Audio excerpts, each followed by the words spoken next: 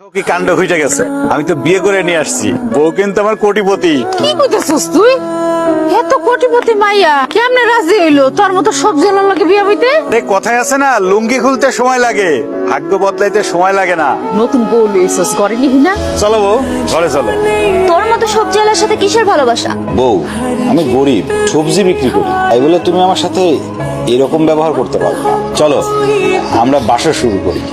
তোর মতো একটা সবজি আলার সাথে আমি করব বাসর ঘর? অসম্ভব, কারণ তোকে আমি স্বামী বলে মানি না। তুমি কি বললা? তোর মতো সবজি আলা আমার মতো একটা সুন্দরী কোটিপতি বউ পাবে, সেটা কিভাবে হয় বলতো? তুই বল। আমি তো তোমাকে জোর করে বিয়ে করি নাই, তুমি আমাকে জোর করে বিয়ে করছো। এই বিয়েটা ছিল চোখের ভুল অপারেশনের মতো, আর এই ভুলটা আমি একদমই বাড়াইতে চাই না। সো তুই আমাকে আজকেই ডিভোর্স দিবি। এই ছোট লোকের বাচ্চা, তুই থমকে আছিস কেন? ডিভোর্স দে আমাকে। বউ, আমি আল্লাহর কালেমা করে বিয়ে করছি, আমি তো তোমাকে ডিভোর্স দিতে পারবো না। সবজি আলার বাচ্চা, তুই আমাকে আমার টাকা পয়সা সম্পত্তির জন্য আমাকে ডিভোর্স দিতে চাচ্ছিস না, সেটা আমি খুব ভালো করে বুঝতে পারছি।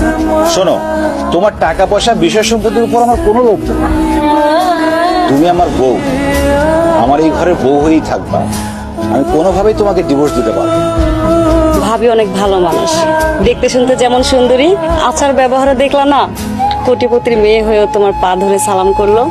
তোমরা তো বড় লোক মানুষ, তোমাকে রান্না বাড়ি আলাদা, আমরা তো গরিব মানুষ, অত ভালো করে রাঁধতে জানিও না, কোনোদিন খাইও না। তাই কইছিলাম তুমি যদি নিজের হাতে রান্ধো তুমিও খাইতে পারবা, আমরাও মজা করে খাইতে পারবো। আমাকে দেখে আপনাদের কোন অ্যাঙ্গেলে কাজের বুয়া মনে হয় যে আমি এখন রান্না করে আপনাদের গেলাইতে যাব? এরকম করে বা কথাটা কইতাছো? সবজি আলার মায়ের কথার কি ঠেলা? এই খাত মনে হয় অশিক্ষিতর গোডাউন।